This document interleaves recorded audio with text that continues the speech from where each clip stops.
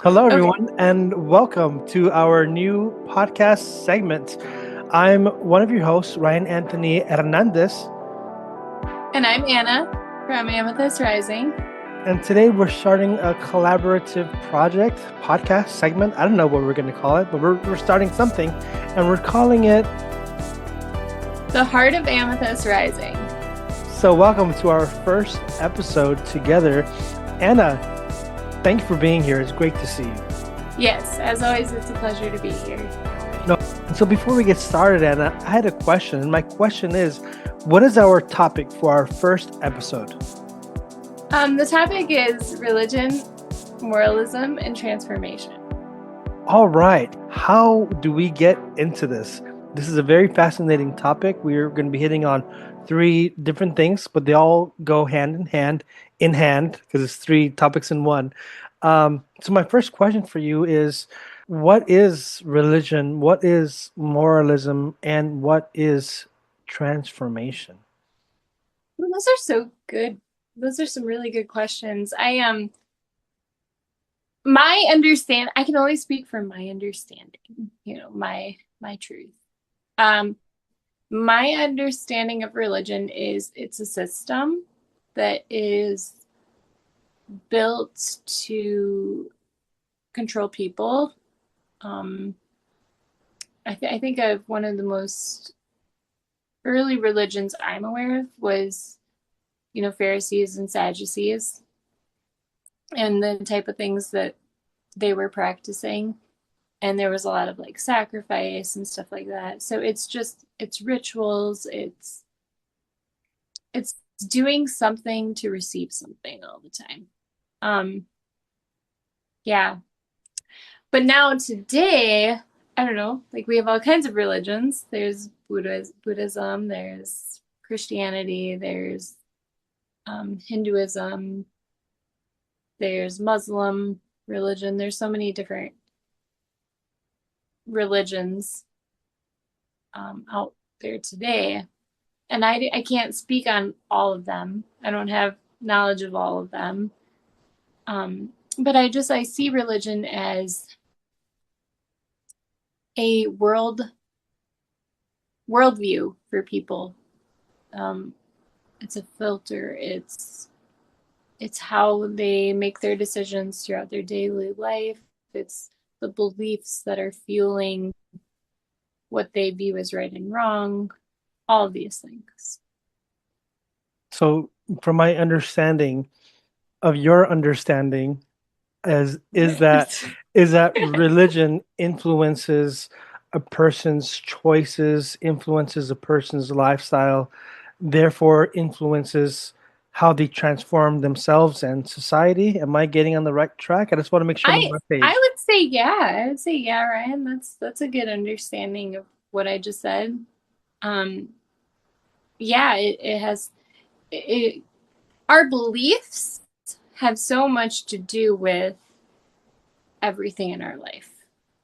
And I don't know how aware people are of that. In fact, I was having a conversation with somebody recently, and I just wanted to know like what his core beliefs were. Like I was like, what?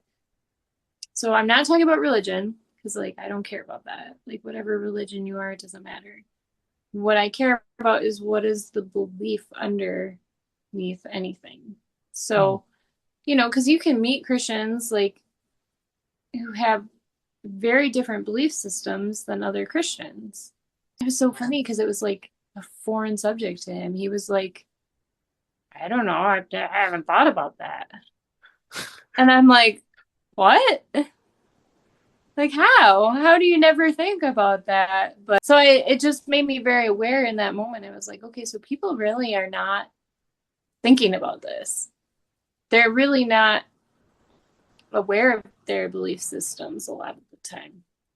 It's not only religion, but it's belief. And you put aside, you're not dismissing religion or religious people, No, but you're putting that to the side and asking the question on what do people actually believe? What is a person's belief system? Because a person can belong to any religion, you can belong to it or in a certain group, but their lifestyle may not reflect on Yeah. those actual beliefs.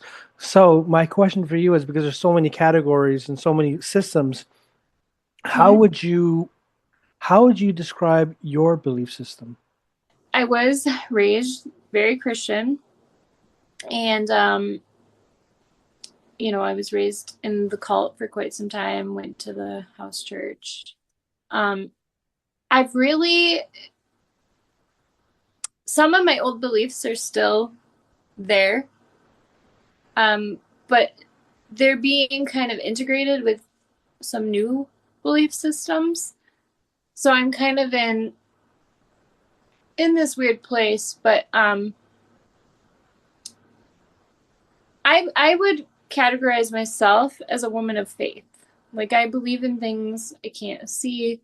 I believe that there is an authority higher than me, like God. I believe he created the universe, he created everything. He has a plan. Um I believe that everyone plays a part in that plan. Um I believe that Jesus, like this is something I've been thinking about too, is like when it comes to Jesus, what do I believe? Because I would call myself a Christian, but not in the way that most churchgoers would consider Christianity to be. I don't worship Jesus. I don't believe he was ever intended to be worshipped. I believe that what he did on the cross is powerful and it freed people and it really changed the world and it restored a lot of things and that there's a lot of power in it. But I don't believe that that was ever supposed to be the point because even Jesus said, "You're going to do this and greater things." So how can we? I mean, for me, I don't believe that he was ever meant to be the point. He taught us something. He was giving us something. We were supposed to do the things he did, follow the way he went, the loving people. Like Jesus was always one who would go to the people that nobody else wanted. He was the one who always chose rejects and um like he was the one who would elevate the people who were the lowest. And so like that world, that philosophy is very strong in me, but I don't think of it as a religious thing or like it's just love and faith and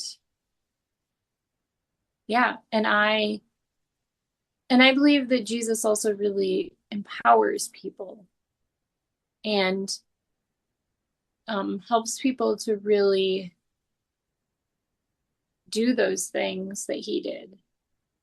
So, so I think that in following him, that we should be transforming the world the way that he did as well. So, how do you like sum up your world views? Um, but yeah, those are really like root things for me. Yeah, so like now that also kind of like has integrated with some like astrology, like like I used to believe that astrology was demonic. Um, I've really come to understand it now as like, even the Bible says like God gave us the stars and the sun for signs and seasons. Like there's meaning behind everything. God didn't create anything without intelligent design. Like there's like the way the stars are, that's not an accident. Why would it not have things to tell us about who we are? And why is that scary to accept or to integrate into our lives, you know? Quick pause. You were like, um, Froze. no, you didn't freeze, but like Okay, good. it's like you're like pigmented. It's like you're kind of blurry, and like sometimes Oh, it has your. I can see your Wi-Fi connection on the bottom. Right now, it's good. Sometimes it's like yellow and red. what's that mean? or that the Wi-Fi connection is low. So sometimes you would freeze, sometimes you like buffer, and like you're talking, your audio is here, and your lips are like still. So I'm Oh, pausing, I like, hate that. You ever watch a movie like that? Well, so like I always have to start it over, but many times a movie will start and it'll be like that, and I'm like, I can't. Like, well, what movie because you watching? Like on Netflix or DVD or what?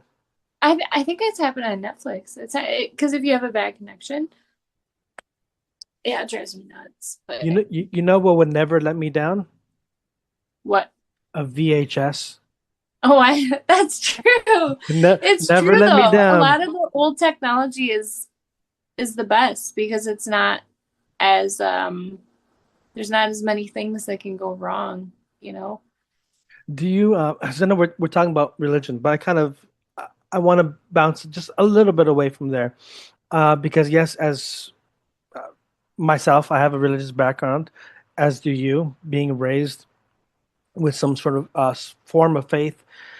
But as children, we don't only grow up with just religion all the time. Many times, we also have other influences like movies and Mhm. cartoons, etc. My question for you is, did you have any, because we were talking about VHS and all that, but are there any like VHS movies that you remember having that maybe had a influence on your early life and that perhaps Well, helped shape who you are today? this is my favorite color though. So like I said, I really grew up on a lot of Bible tapes, but the one thing that's always been interesting for me is how the things I would watch would actually reflect my world beliefs a lot. So like I would watch, I can't think of any examples. Okay, oh, so there was this movie, um, and it was called Once Upon a Christmas. And I don't know, I was by the time I watched that movie, I was in my teens, I think. So like as a kid, I can't remember many movies that I experienced where um, that belief system was reflected. I mean, maybe. When did A Walk to Remember come out? I feel like that was a kid. I've never watched it. I'm thinking around 2001, 2002. I feel like it was a kid when I watched it. But but yeah, I would always like see my belief system in what I watched. So like the only example I can give you is this movie Once Upon a Christmas. Once Upon a Christmas, actually, not Once Upon a Time. Did I say Once Upon a Time? I don't know. I think Once Upon a Christmas. So anyway, it was it was about like Santa was gonna quit Christmas because there were no good people left or like something like that or there was something about it. But I think also Santa's one daughter wanted to take over the business and she had some evil plan. But then the good like sister believed in the good in people and she wanted to go and like show like switch somebody I think to like the good list. I might be mixing two movies up here. Anyway, but um I'm trying to figure that out right now. But so like she went to Earth and or whatever she gave up. I don't know if she gave up magic or what it was. I think she gave up magic. And she tried to like love these people enough to show them good and transform them. And I couldn't help but like see Jesus in it. Because that's what I was raised with. Like, well, Jesus gave up his life for us, giving up their magic, giving up their position and I saw that and that's how it like that those types of things were always happening for me. So like I would I would see my belief system reflected in a lot of the things I would watch. Or even, the like the sacrifice and the love being like power and transformative. And so, and then, of course, it ended happy, and she was able to save Christmas, and they ended up getting married and all this stuff. So it's like it just always, yeah, it just always like reflected to me all of my belief systems. Looking back, as you examine your life and you examine those things that have influenced you, that have left an impact or an impression in your heart, whether it be belief systems from religion or from culture, like movies, have they influenced the way you live? As in, have they influenced your actions? Um, the only thing I can think of with that for me is I used to love Britney Spears. Used to, And not anymore. okay, she is still one of the greatest. She is still one of the greatest. And I actually have a newfound respect for Britney Spears because I kind of understand a lot of how she got to where she was, like her breakdown and stuff. And yeah, I honestly am totally the free Britney person over here because I'm like, I see you, Britney. Like I see you. But yeah, um, so I don't know, like I guess that was kind of an influence, like pop culture. Um, Pop culture was very influential for me. Like I wanted to be Britney Spears. And um it introduced me to maybe like a higher way of thinking, a higher, I'm not really sure, but I used to want to be famous and like be a singer, and like I went did a talent show, and I was so big for that. I was so big to do my talent show What'd you do? as a like What was your talent? I sang Concrete Angel. Oh, Yeah. So anyways, that was a special moment for me. But then growing up more so, there were more influences. I liked Lizzie McGuire. I think I was influenced fashion wise too a lot. Like I would see these people, I was like, oh, I wanna dress like that. I wanna look like that, you know. I wanna be like that.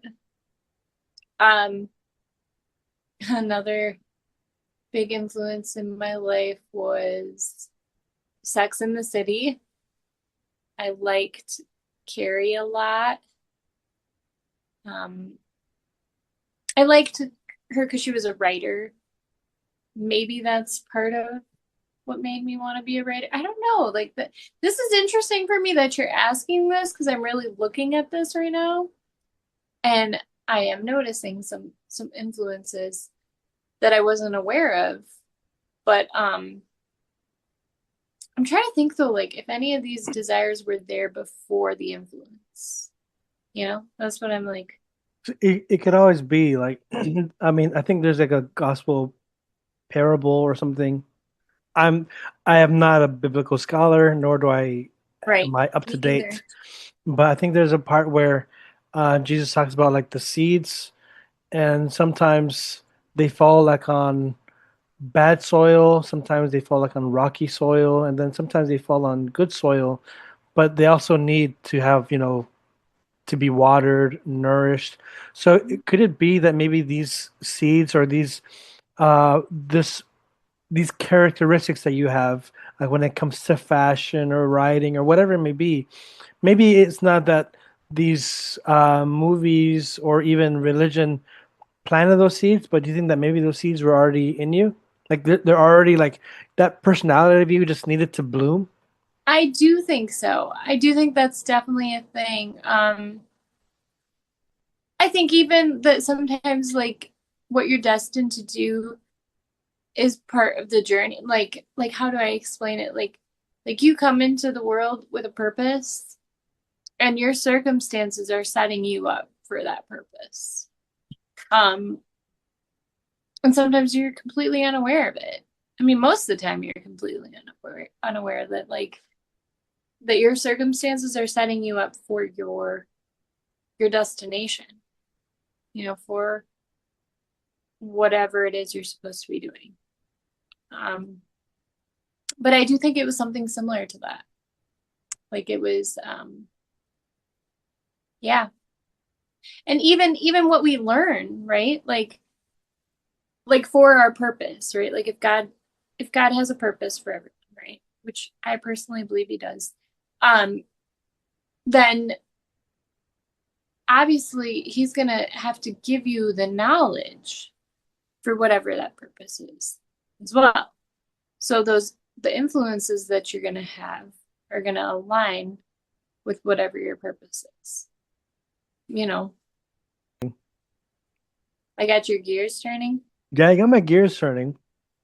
I should have my gears turning every day. I think it's healthy to have, critical thinking and also to look within and examine one's life.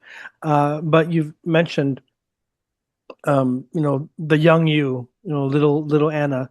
I'm curious, what has been more impactful in your life? Because we're talking about the topic that we mentioned in the beginning was religion or beliefs, religion, moralism, and transformation. As you look at your life, what has been more of an influence? Has it been the religion, the has it been your family dynamic, or has it been pop culture? Oh, that's such a good question, Ryan. I mean, that's a tough one.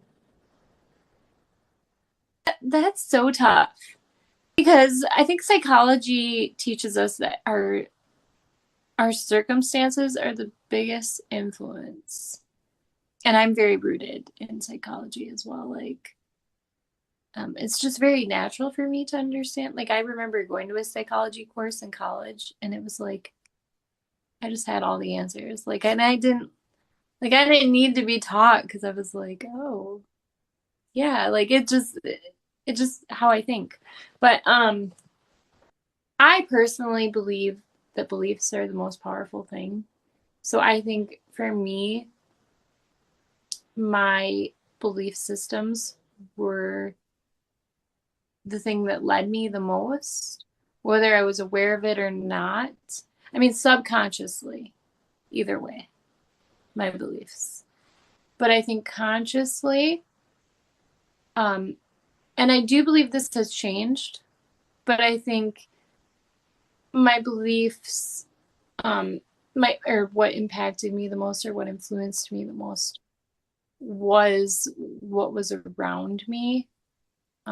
Pop culture, my family, um, things that happened to me, the trauma that I experienced. It's funny because we were going to start with that, and here we are. Anyway, full circle. Full circle. And I think that for a lot of my life, trauma has defined me and has been what has kind of led, but I've had to do a lot of inner work. And I'm currently in a place where I'm starting to be much more intentional with what impacts me. And like I'm leading it from inside more than anything else, because I think another huge thing when you experience trauma and when you have sometimes even religious background, you're very led by fear. Like you do a lot of things in fear, from fear. And that's never like fully aligned with like you can never be living out your purpose if you're in that place because God didn't create us to be in fear. Like we're not. That's something we need to break free from in order to find our purpose, in order to, so like when I was young, I had a fear of being bad. I had a fear of being ugly, of being unloved. I had a fear of um, not being lovable. I don't know if those are the same thing, but I had a fear of not doing the right thing, like messing up.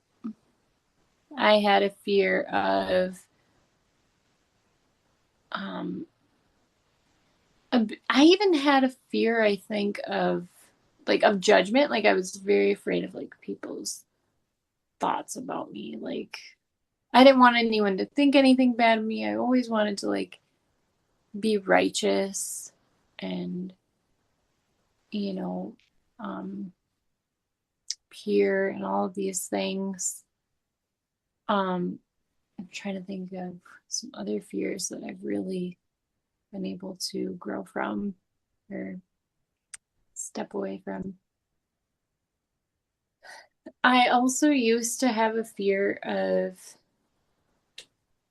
um like power. Like I used to be afraid of power. Like for Uh, you to have power, like yeah. responsibility. Yes. Yes. Yes. Yeah, I that's how I would end up in so many situations where people were controlling me was because I was too afraid to control myself. I it was easier for me to be like, yeah, here, you can have to do with it. So you can have it. I mean, that didn't make me ultimately fulfilled or ultimately at peace. That made me literally a slave and I was in prison, but I had free food and free shelter and you know what I mean? Like that's a thing. Like people sometimes people like prison because they it's secure. It's it's predictable, you know? So and I didn't have enough trust in myself for a very long time to control my own life, to take responsibility, to trust that I could feed myself, to trust that I could put a roof over my head, you know, like so I those are all things I've had to learn. I've had to learn how to own my life, how believe in myself, how um to not be afraid of what people think. I've had to learn how to make mistakes. I've had to learn how to be bad, which, you know, what does that mean? But I just like, So, Anna, we've been having a fascinating discussion on religion, beliefs, moralism, and on transformation. My question for you is, what are some of your beliefs that have impacted? Now, let me, damn. You know what? Maybe you can ask me a question. Give me a break. ah, what am I gonna ask?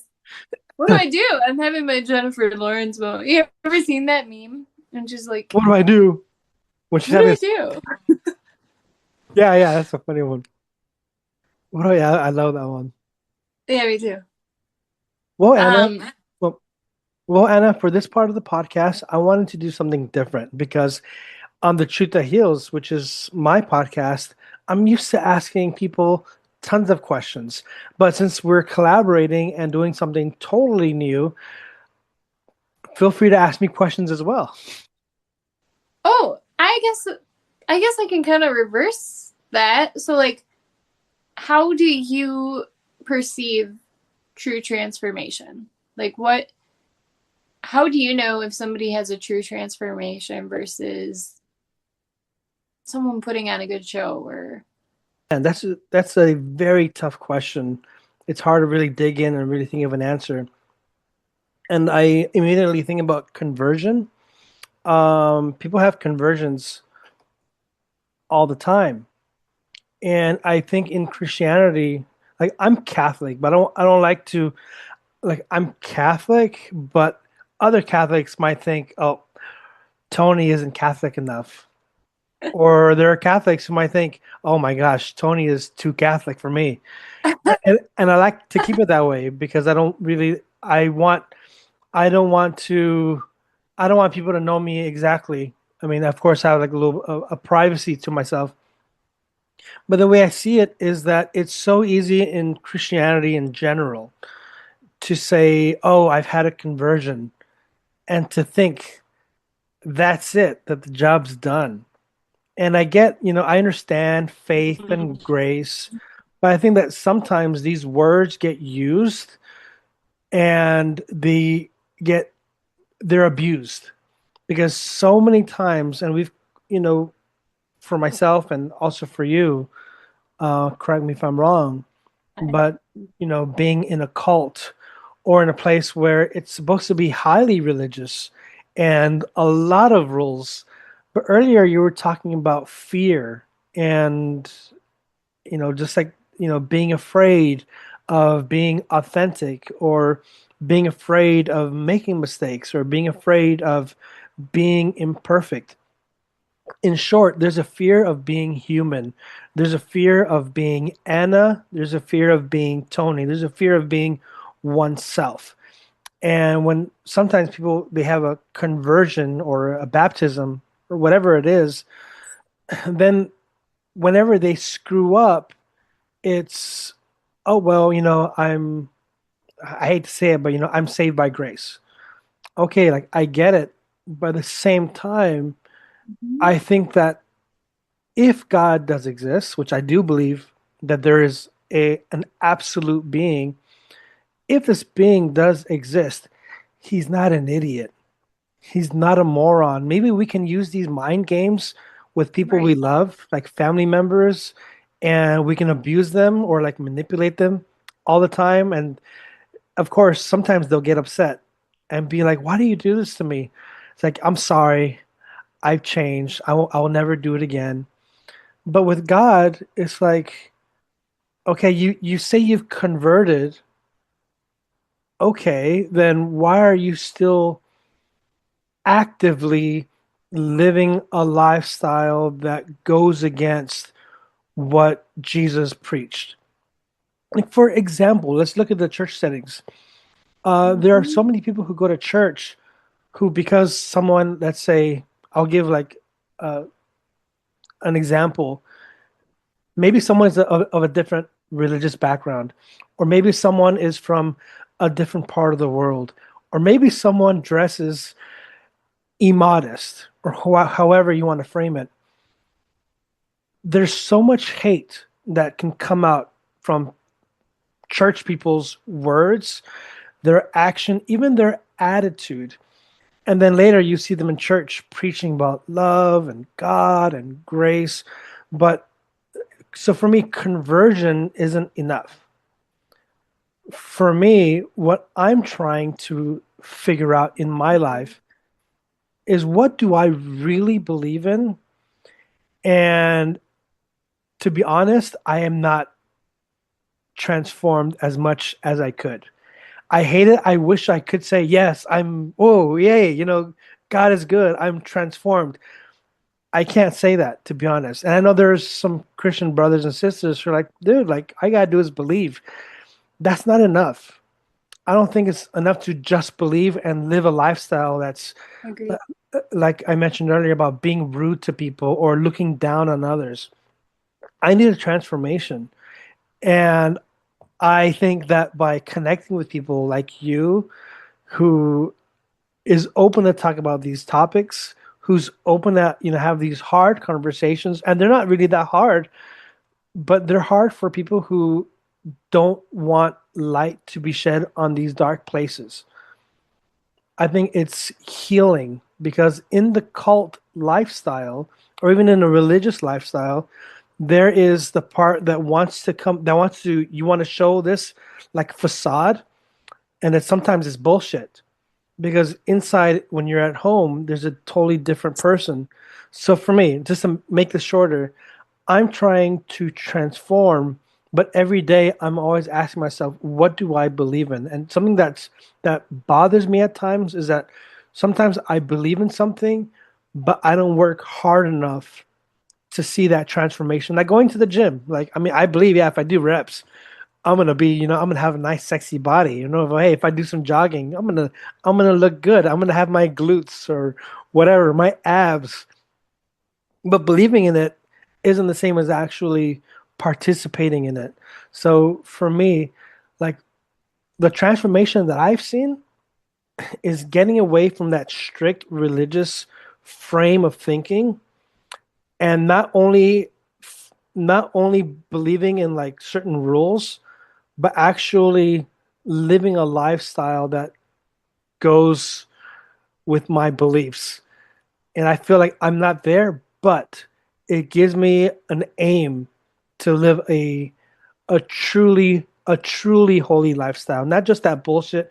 Oh, I've gone to church, or hey, I say I was converted, or hey, I was baptized. That's it. No, I want to live an ongoing, because I feel that with humans in a relationship, you got to keep it nourished. You got to keep watering those plants. I mean, same with God. I mean, he's not an idiot. He's not dumb, or it. I mean, I don't know if God, Right. you know. So Right. that's It's I that's know, where I'm at. right. Him, it, whatever it is. I don't Would you know. say?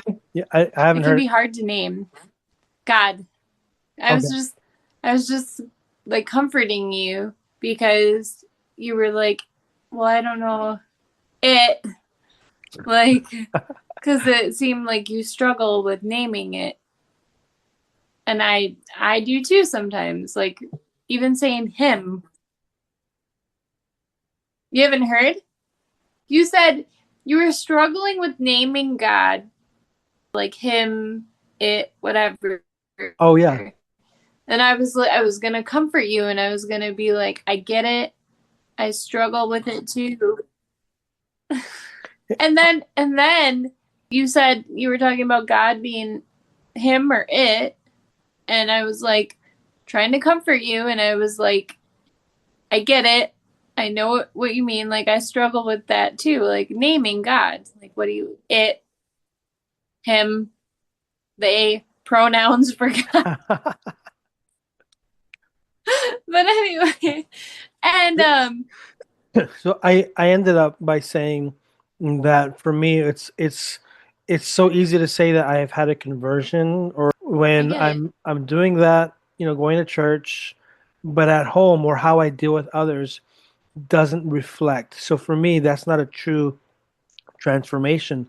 True transformation is when my whole life is Yep. transformed So because of what I believe in. sorry, and I'm gonna cut you off again, but so because I mean I get these thoughts and sometimes they'll go, so I like anyway. Um, so what I heard you describing was alignment, which is exactly what brings true transformation. Like, so it's kind of like what we were talking about, like all those things in your life lining up. Like like that is the grand design at work is alignment. That's when God is truly like you're living in your purpose. When the people in your life line up, when your job lines up, when your beliefs line up, when your appearance lines up, when like all of these elements line up and they're like same, they're not fighting with each other, that's alignment. So, Well, thank you. A, yeah. a quick note to the audience: if you're watching this or listening, but if you're watching this specifically, you're gonna notice a big difference. Like this whole episode has been bombarded with bad internet connection, fuzzy appearances. I might look like I'm distorted, my face, but You're hey, AI. I'm AI. But that's the fun part of starting. And it's funny because earlier you were talking about fear of mistakes, fear of failure. But today, well, for the both of us, because I've also have my fears in life too. Sometimes because of a fear of failure, part of me is like, the hell with that. I'm not even gonna try this. Like with Right. cooking or with other certain things, which could be very easy, but because of that little fear of a judgment or a fear of, maybe if I cook this meal, it's not gonna be good enough. So why even try? But Yeah. here we are doing something, podcasting. We've I've had you on my show, and that's very easy for me, but it might not be easy for you. And I've never done a collaboration with you before like this, the way we're doing. Yet here we are, looking beyond our fears. If there is any fear, I always have my fears. But for you, what helps you to stay motivated even when you're starting something new? That's a good question, and I appreciate you asking. For me, it's always like purpose. Like, Mm. like I think about right when I divorced my ex, like certain circumstances that were very scary for me. Like one would be like divorcing my ex-husband. There was a lot of fear with that because you know, I felt like I was gonna be looked down upon. I felt like I failed, I felt um like what if I was making a mistake? Like what if it wasn't what God wanted? What if I was condemned to hell because I divorced my husband? That was a scary thing for me. But the reason I ended up doing it was because I really believed God called me to do that. Like yeah, I could be wrong. Like God maybe never called me to divorce my husband, but like I had a peace about it. I knew that I knew that there was something greater at work. I knew that I wasn't helping him by staying. I knew that it was harming me. I knew that I was not free and that God wanted me to be free. I knew that it wasn't a good picture of Jesus loving the church. I knew that it wasn't fruitful. I knew that it wasn't healthy. So so those things allowed me to do it even though I was afraid. Um I guess it kind of goes with, and I was just talking to someone about this, like our brains are wired for to avoid punishment and to chase pleasure or um that like that contrast. There's those two contrasting things in our brain that we're geared towards or against. And for me, it's just always been either the pain of where what I'm doing is greater or the reward of what I'm not doing is greater. Right now, do you feel that you're living in alignment? Like, if you can briefly share. Yeah, I think I have experienced a lot of alignment. I don't think it's complete. I believe I'm going to be a work in progress till the day I die, like everyone else. And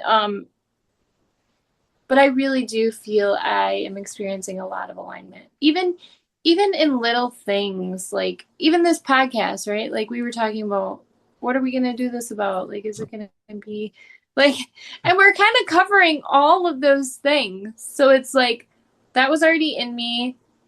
I'm just doing my thing, you're just doing your thing. Look where we ended up. We're right where we thought we were supposed to be. Um and it's also it's the same with like my business and like with my relationships and with things I enjoy and my sense of style and just all kinds of things. I do see a lot of alignment in my life and I'm very grateful for it because the one thing about alignment is it's not really me. Like it's actually me having made the choices and surrendered enough to just flow in the plan that God has.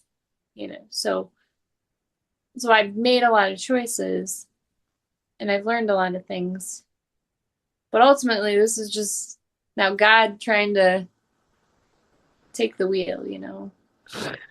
Jesus, Jesus take the wheel. Yeah, lead, lead me wherever I'm going. I think you hit it spot on because earlier I was kind of juggling with just different ideas and just laying out my personal difficulties with having a belief and saying, "Oh, I believe in this," and kind of like laying flat. And I was also kind of talking about trying to work out with um I was trying to find the words of what it is that I'm currently seeking in life. And I think you hit it perfectly. I'm seeing that alignment with what I believe to the way I live. And the way I live should be a reflection of what I believe. Yep. Um, Earlier, or actually not much earlier, but just a few moments ago, you were saying that you were not in alignment, that you were in a marriage where you were asking yourself, like, should I be in this? And other important life questions, which were showing that you weren't in real alignment with your conscience, with your emotions, with your relationship with God. Someone in the audience, if there's anybody out there who's listening, I hope so. But if there's anyone in the audience who may be going through a similar path in life as you were those however many years ago, where they a person might feel that God's calling them to a purpose, but because of perhaps bad belief systems, they force themselves to not live in alignment. Well, my question is, what advice can you give? Ooh, that's a great question too. You're so good at questions. Well, for I'm gonna it's gonna be a long answer. So, first off, I would say alignment is being aligned with what God wants for your life. Like alignment is walking in your purpose. Alignment is having those healthy friends that are supporting your goals and your mission and sharing your values and all of those things. Um, for anyone who is struggling in that, I would say that one of the key components is um, is healing your belief systems. Um, which I was actually kind of thinking about before too, and kind of shout out to my friend Jamie White, who helped me so much with my belief systems. And I mean, so many others that I've worked with, Nedra. Um, just I've had a lot of really great mentors in my life. And I would say that the thing that kept me stuck in places where I wasn't aligned was my belief system. So I would say my encouragement to anyone stuck would be one to really like get to know yourself, like and learn to separate yourself, like even like in a religious situation, right? You're still an individual in a system. This is key because I think so many people become a part of a system and they lose their individuality. Like they like kind of what you talked about, like they take on the belief systems of whatever system they're part of. That's not necessarily yours. So another big key that I would say is boundaries, which I have been fortunate enough to have a lot of like experience in too. Well, because like I went to Shirley's House of Hope. Shirley's House of Hope had a boundaries class. So I learned a lot about like learning to separate myself from things. So like I've struggled with codependency, and I've been one of those people who very easily absorbs into other people, absorbs into other people. people's beliefs, absorbs into other people's ideas, absorbs into everything.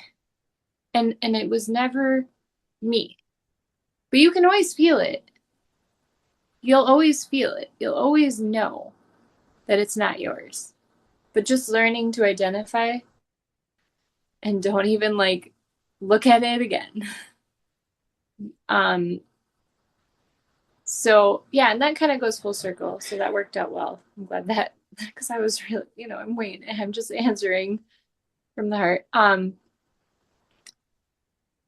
yeah, it sounded kind of like I was losing the plot here, but we're back to circle one, which is like, and it's then when you take those things to God, right, that you can sort through those belief systems, and that's how things can become aligned. Because now you can take that belief, hey, God, did you really say this? Like, is this, God, is this a belief you want me to have? Or is this a belief that fear put on me, or my husband put on me, or my friends put on me, or whatever?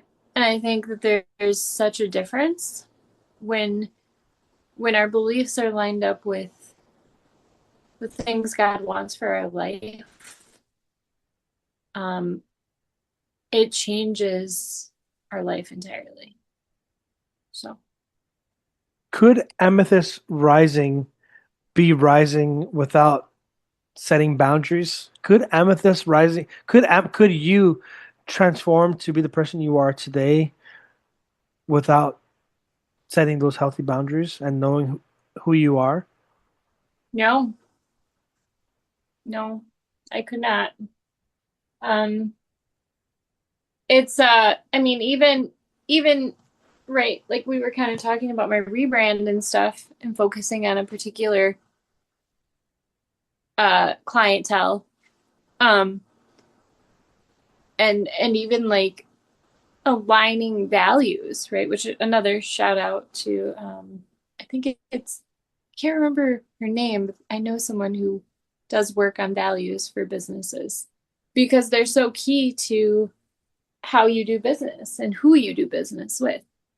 And even being able to, as a business owner, tell somebody, hey, like, your values don't align with my values, so I don't think I'm the right fit for you. So turning down money because you're not aligned with what I'm trying to do. So. But it shows great self-respect. Well, yeah, and it's a value thing. It's a, Yes. I don't value money as much as I value people. It's a value thing. It's not, it's putting people before money. It's putting purpose before money.